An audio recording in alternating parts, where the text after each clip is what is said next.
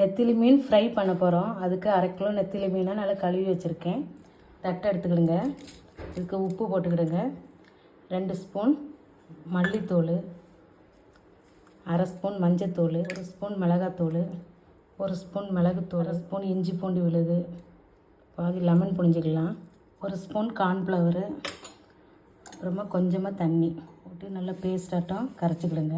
1 spoon Kashmir மிளகாத்தூள் போட்டுக்கிடுங்க கலருக்காக. நல்லா மிக்ஸ் பண்ணியாச்சு. மீன் எடுத்து போட்டு கலந்துக்கிடலாம். மசாலாவோட மீன் நல்லா மிக்ஸ் பண்ணியாச்சு. இது அப்படியே 1/2 மணி நேரம் ஊற வச்சுருவோம். 1/2 மணி நேரம் ஊற வச்சுருந்தோம். பாருங்கள், சூப்பராக ஊறிடுச்சு. நல்லா கலந்தாச்சு. இனி கடாயில் எண்ணெய் ஊற்றி வச்சுருக்கேன்.